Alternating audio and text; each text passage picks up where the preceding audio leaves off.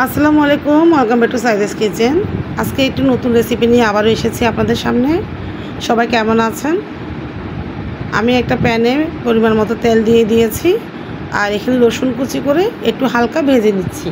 একটু brown colour হয়ে আসলে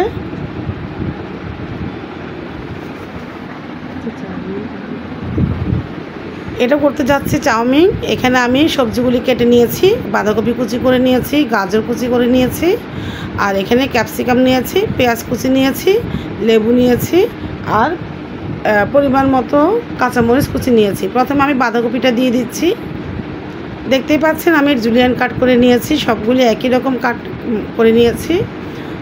সবজিগুলি খুব কালারফুল লাগছে চাউমিনের জন্য। এভাবে সবজিগুলো দিলে আসলে খুবই ভালো লাগে আর স্বাস্থ্যসম্মত খুব। সবগুলো একসাথে দিয়ে দিচ্ছি।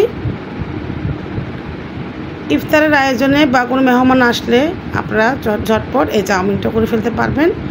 আর দিয়ে দিচ্ছি ক্যাপসিকাম। প্রথমে আমি বাঁধাকপি, গাজর আর পেঁয়াজ একসাথে ভেজে নেব। যেহেতু গাজরটা একটু মোটা করে কেটেছি, তাই সেদ্ধ হওয়ার জন্য একটু সময় লাগবে, তাই আমি একসাথে দিয়ে দিলাম। এখন ভালোভাবে চুলার আঁচটা একদম মিডিয়ামে রেখে ভেজে নেব। এখানে আমি একটা সস তৈরি করে নিচ্ছি চাউমিনের জন্য। প্রথমে আমি টমেটো কেচাপ দিয়ে দিলাম প্রায় 1 টেবিল চামচের মতো, আর দিয়ে দিচ্ছি একটু সয়া সস, তাও 1 চামচের একটু বেশি, আর দিয়ে দিচ্ছি ব্ল্যাক পেপার,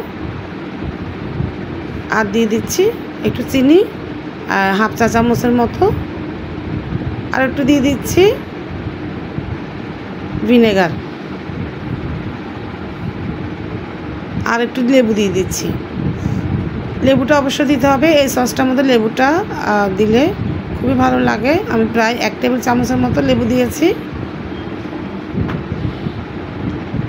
ভালোভাবে এখানে মিশাতে হবে। সসটা ঠিক এরকমই হবে চাউমিনের জন্য। ভালোভাবে মিশিয়ে নিচ্ছি, একদম ভালোভাবে মেশাতে হবে। দেখতেই পাচ্ছেন কীভাবে মিশিয়ে নিয়েছি। চাউমিনের জন্য সসটা রেডি। এখন আমি ওই যে সবজিগুলি ভাজতে দিয়েছি, প্রায় ভাজা হয়ে গেছে। এখন এখানে কাঁচামরিচ কুচি দিয়ে দিলাম। আর ঝালটা আপনাদের ইচ্ছে মতো দিবেন। যারা ঝাল একটু বেশি খেতে পছন্দ করেন ঝালটা একটু বাড়িয়ে দিবেন।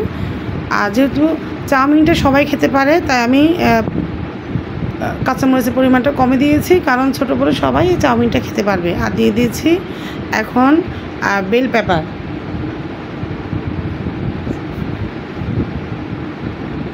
এখন এটাকে ভালোভাবে চারপাশ থেকে আমি সিদ্ধ করে নেব।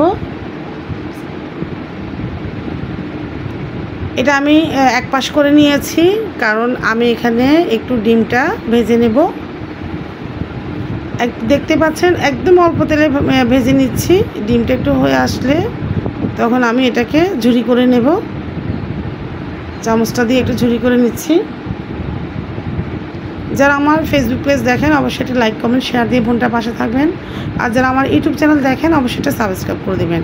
এখন আমি সবগুলো একসাথে মিশিয়ে নিচ্ছি।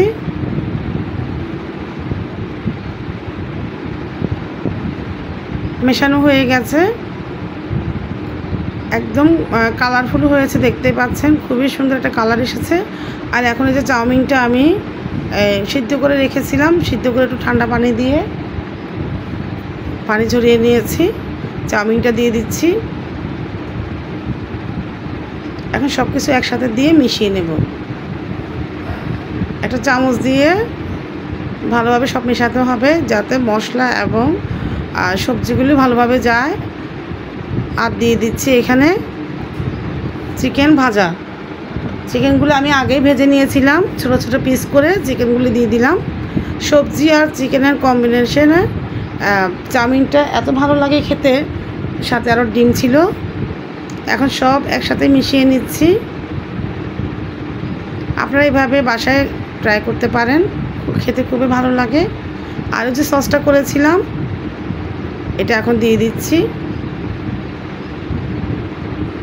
চাউমিনে কোনো আসলে করতে কষ্ট লাগে না, ঝটপট একদম বাসায় যা আছে সব উপকরণ দিয়ে আমি করে নিয়েছি, আর সব একসাথে মিশিয়ে নিচ্ছি। তেলের পরিমাণটা একদম কম ছিল। আর দেখতে পাচ্ছেন কালারটা কি সুন্দর এসেছে। সবাই এবার বাসায় ট্রাই করবেন। আরও ভালো রেসিপি নিয়ে হাজির হব। একদম আমার চাউমিনটা হয়ে গেছে, দেখতে পাচ্ছেন, আপনাদের সাথে শেয়ার করছি। ঝরঝরা হয়েছে একদম। আজ এই পর্যন্ত। সবাই ভালো থাকবেন, সবাই সুস্থ থাকবেন। রেসিপিটা কেমন হয়েছে জানাবেন। আপনাদের কমেন্টগুলো পড়তে খুবই ভালো লাগে, কমেন্টের উত্তর দিতেও খুব ভালো লাগে। এই বোনটার জন্য দোয়া করবেন সবাই। আজ এই পর্যন্ত। আল্লাহ হাফেজ।